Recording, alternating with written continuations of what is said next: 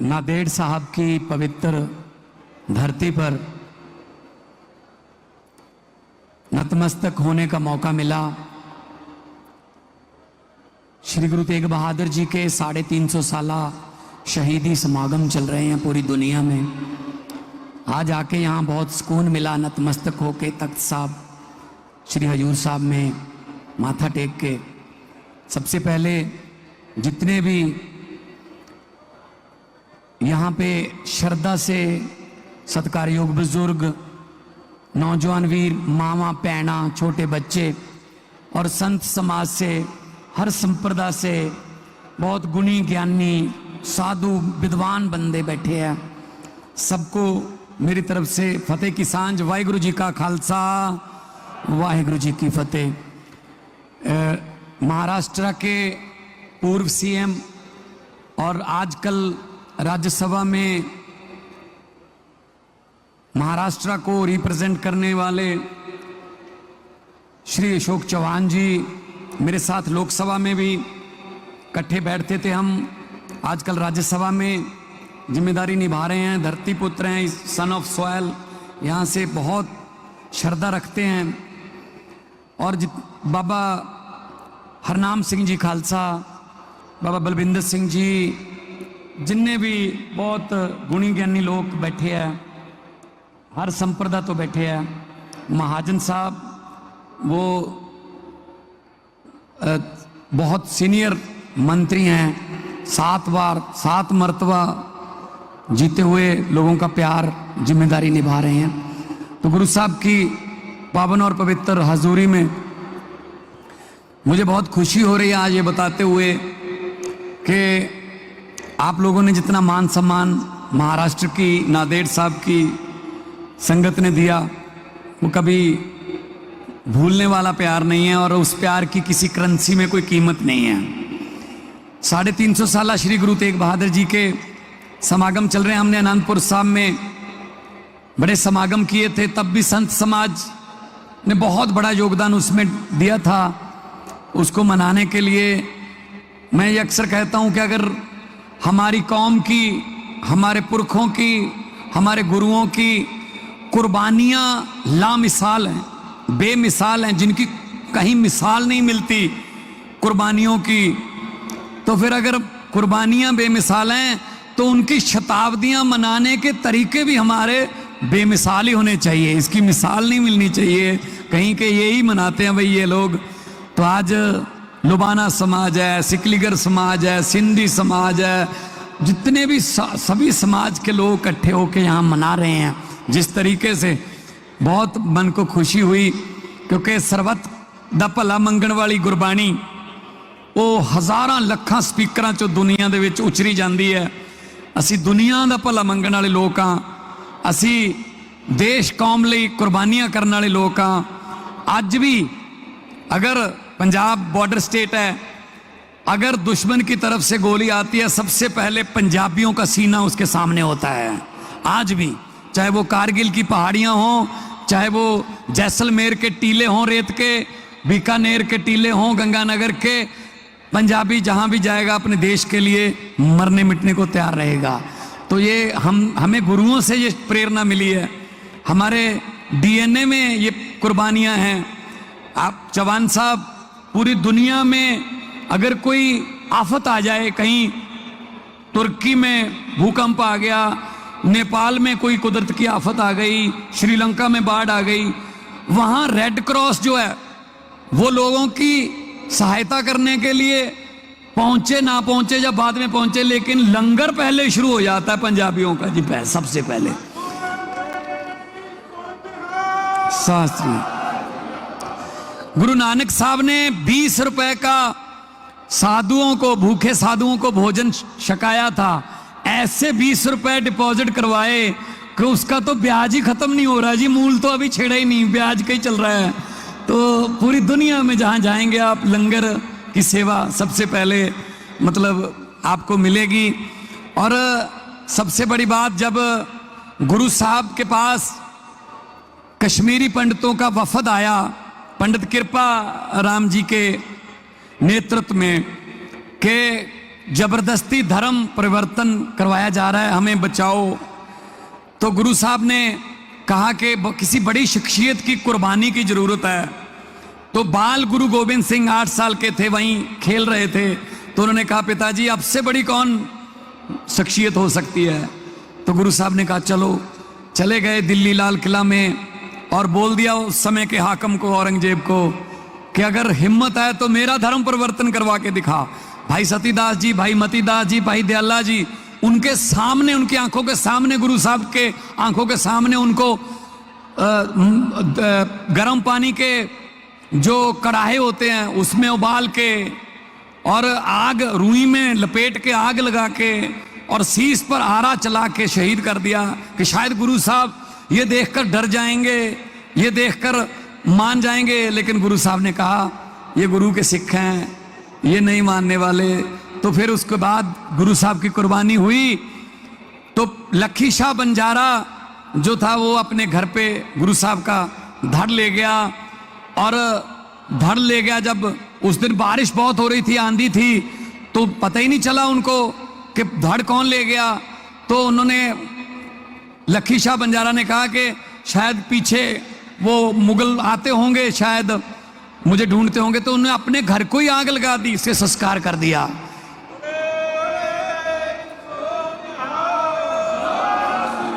चौहान साहब बड़ा व्यापारी था, लखी शाह बंजारा।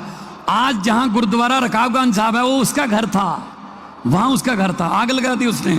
और भाई जैता जी, भाई जीवन सिंह जी, बाद में भाई जीवन जी, वो उनका शीश लेकर वो निकल पड़े पंजाब के लिए। दुनिया में ऐसी मिसाल नहीं मिलती कि किसी कुर्बानी का 2 जगह संस्कार हुआ हो, अंतिम संस्कार, धड़ कहीं और शीश कहीं और। कुर्बानी का दुनिया में आपको ऐसी मिसाल नहीं मिलेगी। तो फिर वो जो पंडित कृपा राम जी उन्होंने सोचा हम आए थे और गुरु साहब साथ में लेके चले गए और कुर्बानी दे दी। तो वो वापस कश्मीर अपने वापस नहीं गए अपने घर पे। वो गुरु गोविंद सिंह जी के साथ मिलके उन्होंने अमृत छका, भाई कृपा सिंह बने और चमकौर साहब की लड़ाई में गुरु साहब के जो बड़े साहबजादों के साथ उन्होंने शहीदी प्राप्त की, कृपा सिंह जी ने। मतलब ऐसे लोग थे, क्या लोग थे, देश कौम के लिए जान निछावर करने वाले। क्या उनका जितना सत्कार करें, जितना भी उनका प्रचार करें वो कम है। तो हम चाहते हैं कि गुरु साहब का, कुर्बानियों का आने वाली पीढ़ियों को भी पता चले, पाठ्यक्रम में पढ़ाया जाए, जो भी माध्यम हैं संचार के उनके जरिए दिखाया जाए कि हमारा इतिहास क्या है, हमारा जो विरसा है वो क्या है। तो ये बहुत बड़ा आयोजन यहाँ पे किया गया है और मैं सारी प्रबंध की कमेटी को बहुत बहुत बधाई देता हूँ, बाबा जी आपको भी, सबको, कि आपने इतना बड़ा आयोजन यहाँ पे करके रखा है। और एक भी मैं जब आया तो जो यहाँ के कलेक्टर थे वो भी पगड़ी पहन के मुझे लेने आए एयरपोर्ट से। तो हर किसी ने पगड़ी पहनी हुई है और इतना मतलब उनको हर्ष उल्लास है कि हमारे गुरु साहब का हम शहीदी का समागम मना रहे हैं। तो यही हमारी कौम की विलक्षणता है कि हम अपने शहीदों को, अपने गुरुओं को, हम उनको मान सत्कार देने में हम कोई कमी नहीं छोड़ते। हम सेकुलर लोग हैं, सारे समाज को प्यार करने वाले लोग हैं, सब सुखी बसें। हमारे तो गुरबानी में दर्ज है कि नानक नाम चढ़दी कला तेरे पाने सर्वत दा भला, पूरी दुनिया की भलाई मांगने वाले लोग हैं। तो बहुत अच्छा लगा जी आज आके। मैं शायद शब्द मेरे पास कम रह जाएंगे क्योंकि ऐसी जगह पे जहाँ इतने बड़े बड़े गुणी ज्ञानी लोग धर्म के बैठे हों वहाँ बोलना सूर्य को दिया दिखाने वाली बात हो जाती है। तो मैं, जितनी मेरी तुच्छ बुद्धि है, जितना मैंने पढ़ा है या जितना मेरे को ज्ञान है, जितनी मेरे समत बख्शी है परमात्मा ने, मैं अपने हिसाब से पंजाब की जिम्मेदारी निभा रहा हूँ। हमने 3 शहरों को पवित्र शहर का दर्जा दिया, तीनों तख्तों को, जो तख्त श्री केसगढ़ साहब, अनंतपुर साहब में तख्त श्री अकाल तख्त साहब, श्री अमृतसर साहब में और तख्त श्री दमदमा साहब तलवंडी साहबों में। तो आने वाले दिनों में भी बहुत से अभी फंक्शन चलेंगे अगले साल तक। और जब संगत यहाँ की आई, यहाँ के प्रबंध की कमेटी मुझे मिलने के लिए चंडीगढ़ में, तो उन्होंने कहा कि आपको यहाँ आना है। मैंने कहा जी ये मेरे लिए भाग्य की बात है, किस्मत की बात है, मेरी अच्छी किस्मत मैं कहूँगा कि मुझे आपने बुलाया है। और आके मेरे माता जी, मेरी माँ, वो तो लगभग हर महीने ही आते रहते हैं। वो तो ट्रेन में, वो तो उनको तो ट्रेन का ड्राइवर, टीटी सब जानने लगे हैं, क्योंकि वो संगत को लेके आते हैं, गांव से लेडीज़ को, माँओं को, बहनों को लेके आ जाते हैं। तो बहुत जितना भी यहाँ के दर्शन करके सुकून मिलता है वो कहीं और नहीं मिलता जी। तो बहुत जो भी मुझे 2-3 आज जो पत्र भी मिले हैं चौहान साहब के, नांदेड़ साहब को भी पवित्र शहर का दर्जा देने की बात अगर सरकार तक पहुंचाई जाए। और पंजाब भवन है यहाँ पे, 2008 में पंजाब सरकार ने बनाया था, उसको बहुत अपग्रेड करना है, उसके कमरों की हालत ठीक नहीं है। वो भी हमने टूरिज्म डिपार्टमेंट में ऑलरेडी आज बोल दिया है और उसको भी अपडेट करेंगे। शानदार कमरे बनेंगे, यहाँ की संगत को कोई तकलीफ ना हो। बहुत सी संगत पूरी दुनिया से आती है। और वेरका जो हमारा ब्रांड है दूध का, वहाँ से घी आता है, वहाँ से प्रसाद आता, पिन्नियाँ, पनीर, खीर आती है। तो उसका भी थोड़ा सुचारू रूप से करना है। वो पंजाब सरकार की मतलब कॉरपोरेटिव एक एजेंसी है, वेरका मार्कफेड के अंडर है। तो उनका भी जो संगत यहाँ की कहेगी, हम कोई गुरु साहब के लिए खजाने की कोई कमी नहीं है। जहाँ से हम खजाना मांगने आते हैं उनके लिए हम कोई बजट रखेंगे। जब है ही गुरु का खजाना। वो मेरे दादी जी एक कहानी सुनाते थे, गुरु नानक साहब और भाई मर्दाना जी, वो जा रहे थे उदासियों पे, तो जा रहे थे तो कहीं किसी गांव के सरहद पे बैठे, किसी गांव की जू पर बैठे गुरबानी उच्चर रहे थे गुरु साहब। भाई मर्दाना जी रबाब बजा रहे थे। गांव के लोगों को पता चल गया कि कोई रब का बंदा आ गया, कोई फकीर आ गया, सीधी परमात्मा के साथ लिव लगी हुई है, ये किस्मतें पलट देगा, इसकी संगत करते हैं। लोग चले गए। गुरु साहब ने कहा जी आप किधर आए? कहते जी आपके साथ चलना है। गुरु नानक साहब ने कहा हम सत्य के रास्ते पे चलने वाले हैं, सत्य के रास्ते बहुत मुश्किल होते हैं, आपसे चला नहीं जाएगा। कहते जी नहीं चलेंगे। कहते चलो। चलते गए, पैदल चल रहे थे तो रास्ते में चांदी के ढेर लगे हुए थे। इधर भी चांदी के ढेर, इधर भी चांदी के ढेर। जिनको चांदी चाहिए थी उन्होंने चांदी उठाई, बोले थोड़ा सा चलने से कितनी किस्मत खुल गई, चलो वापस चलते हैं। तो काफिला आधा रह गया। तो गुरु साहब ने पूछा जी आप? कहते जी हम चांदी वाले नहीं हैं, हम तो साथ चलेंगे। कहते रास्ते मुश्किल आ सकते हैं। कहते आने दो। चलते गए आगे सोने के ढेर आ गए। जिनको सोना चाहिए था उन्होंने कहा हम चांदी वालों से थोड़ा अच्छे रह गए, हमें सोना मिल गया, वो चांदी लेके वापस चले गए। वो सोना लेके वापस चले गए, बंदे 10 रह गए। तो गुरु साहब ने पूछा भैया आप लोग? कहते जी हम सोना चांदी वाले नहीं, हम तो साथ चलेंगे। गुरु साहब ने कहा कि रास्ते मुश्किल आ सकते हैं। कहते आने दो। जब आगे चलते गए तो हीरे मोतियों के ढेर आ गए। वो 10 ने हीरे मोती उठाए। कहते हम चांदी और सोने दोनों से अच्छे रह गए।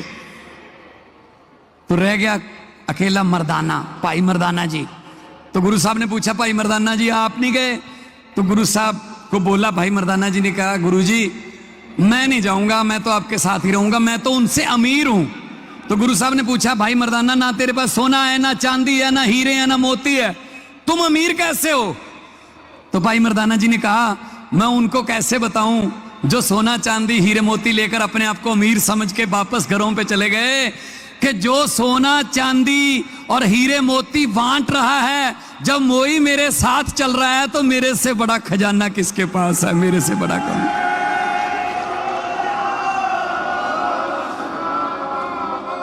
सो गुरु साहब तो खजाने वंडन वाले है, ਆਪਾਂ कौन आ बजट रखन वाले। सो जो जिमें कहोगे, संगत कहूगी, बाबा हरनाम सिंह जी खालसा कहणगे, जिन्ना कमेटी कहूगी, पंजाब सरकार वालों असी अपने आप किस्मत वाले भागां वाले समझांगे जे असी तुहाडे इस यज्ञ दे विच हिस्सा पा सकीए, साडा भी जन्म सफले दे विच कोई पुन लग जूगा।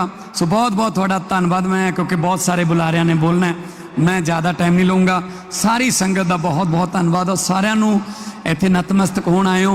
मैं यही अरदास करूँगा कि सारिਆਂ ਦੇ परिवार तंदुरुस्त रहन, चढ़दी कला रवे, तरक्कियां करो, अगे बढ़ो और गुरुआं दियां सिक्ख्यावां ते चलण की कोशिश करो। अगलियां पीढ़ियां नूं भी दसीए साडे वल्लों जो योगदान होगा असीं जरूर पावांगे।